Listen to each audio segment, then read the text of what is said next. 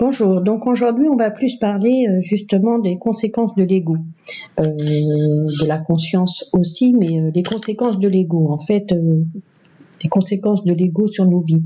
Hein, tout simplement, quand quelqu'un marche dans l'ego et qu'on a fait un peu ce travail sur soi, on le voit tout de suite. Hein.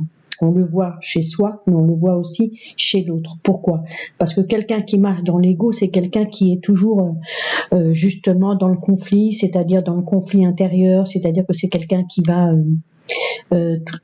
toujours se justifier, il va mettre des étiquettes, hein, il va juger, critiquer, il va mettre dans des cases, etc. Donc c'est quelqu'un qui cherche toujours à se justifier aussi, hein, c'est le blabla. Le blabla, c'est quelqu'un qui est toujours dans le mode attaque, en mode attaque ou en mode défense. Faut savoir que derrière l'ego se cache la peur. L'ego s'est construit à partir des traumas et blessures de l'enfance. Donc plus l'ego a pris de la place dans la conscience, et plus ça peut devenir à un moment donné effectivement de toutes les façons pathologique. Hein, il faut bien sûr qu'à un moment donné, faut consulter parce que ça peut devenir très grave, bien sûr. Et c'est surtout aussi que c'est un esprit malade, un esprit distordu et qu'il peut y avoir des conséquences pour lui et surtout dans son entourage graves, bien sûr. Hein. Chez certains politiques et moins politiques, on le voit. Hein, il y en a, ils ont un ego qui fait peur quand même. Hein. Donc, si vous voulez, l'ego, c'est vraiment le personnage. Quand on est complètement identifié à ce personnage de l'ego, qui sépare et divise, on marche en mode inconscient. La plupart du temps, de toutes les façons, scientifiquement c'est prouvé, on marche en mode inconscient, plus ou moins, bien sûr. Quand on est complètement dans l'ego, on marche complètement en mode inconscient. Et là, il n'y a plus du tout de place à la raison. Il n'y a plus de place à la réflexion, au discernement. On prend plus de distance. Hein. On devient le personnage que l'on croit être. Et là, c'est effectivement très pathologique. Ce que je veux dire par là, c'est que ce qu'il faut comprendre, c'est que on est responsables. On est tous responsables de nos vies et surtout on est tous responsables des événements qui se passent dans nos vies et de l'interprétation que l'on y fait. Ça, c'est très important, l'interprétation que l'on fait aux événements qui arrivent au cours d'une vie. Moi, je vais vous donner un exemple, mais étant dans ma famille, eh bien, il y a eu une dispute et ces deux personnes-là, à cause de rien d'important, le lien s'est brisé et ils se sont plus jamais parlé, mais plus jamais.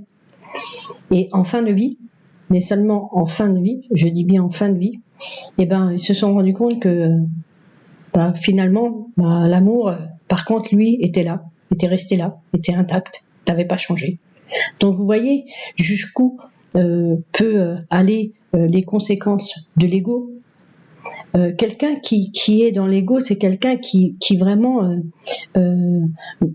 marche dans des modes opératoires de pulsion, de rejet, vous voyez, et qui est souvent, il fuit dans sa tête. Donc il cherche tellement à fuir dans sa tête qu'en fait, il est souvent dans des addictions en tout genre. Parce qu'il n'est pas dans la conscience, justement, il n'est pas dans le cœur. Vous voyez la différence ? C'est tellement, comme je dis souvent, et c'est vrai, tant de vies brisées dans les cimetières, sans voir que la lumière c'est nous, que nous sommes responsables de nos vies, et que tout ne dépend que de nous. Nous sommes responsables. Les autres ne sont pas responsables, bien sûr, de nos actions, de ce que l'on dit, de ce que l'on fait. Et à un moment donné, faut vraiment, si vous voulez, quand on est dans l'ego, on n'est plus du tout dans le chemin de la raison. Ça déraisonne là-dedans. Et si vous voulez, c'est pour ça que si vous voulez, dans ce cheminement intérieur, dans ce travail intérieur, hein, qui est du développement personnel, hein, tout simplement, hein, c'est reconnu dans les psychothérapies, hein, on défait justement toutes ces croyances, on défait tout ce que l'on a soi-même fait, justement, les murs de béton armé, hein, vous voyez, de l'enfance, les traumas inconscients, etc. Et c'est pour ça que c'est en mode inconscient, il faut bien le comprendre aussi, hein. Et quand on se met en quête de chercher, entre guillemets, hein, le chercheur, l'observateur, le chercheur cherche que ce qui est déjà là, que ce qui est déjà en lui. C'est ça qu'il faut comprendre aussi. Et l'observateur, le philosophe, etc. Et bien souvent, ça part justement d'un mal de vivre. D'un mal de vivre, le mal au corps, le corps de souffrance. Très jeune, je me suis mis à chercher parce que je me disais toujours que cette vie ne pouvait pas se résumer à de la souffrance. Il devait y avoir autre chose. C'est pas possible. La souffrance humaine. Vous voyez ? Et donc oui, j'ai commencé à chercher. J'ai cherché dans les livres, j'ai cherché, j'ai fait des études en psychologie, psychanalyse, etc. J'ai frappé à plusieurs portes, j'ai frappé à la porte de la religion, etc. Et à chaque fois, j'ai eu des réponses. Et à chaque fois, ces réponses m'ont permis d'avancer pas à pas, un peu comme des lumières, des déclics, vous voyez. Et ce qui est bien justement, c'est que dans ce cheminement, on ne reçoit les choses que quand on est prêt. Parce qu'au risque de t'effrayer toi-même, et c'est vrai, ça n'aura aucune signification pour toi. Donc, tout se fait naturellement. Et c'est quand on essaie de forcer justement que ça bloque. Tout se fait naturellement et chacun a son rythme. C'est vraiment... c'est incroyable, quoi. C'est voilà. Et c'est vrai, cette phrase qui dit demande et tu recevras, j'y crois vraiment. Et quand on dit parce que cette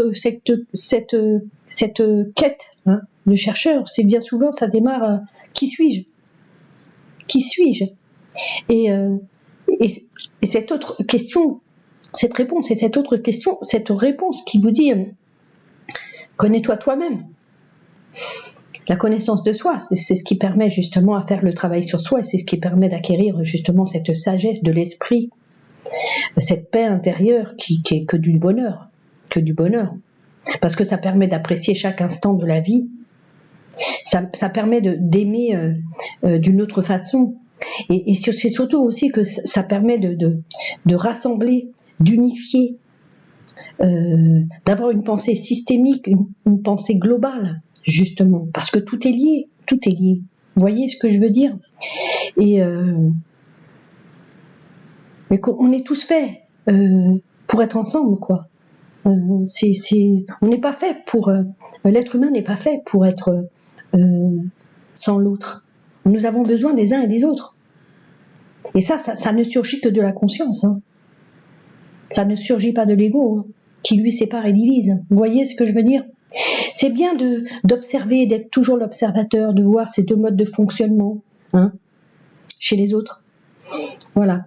Je vous dis donc à bientôt pour une prochaine vidéo. À bientôt.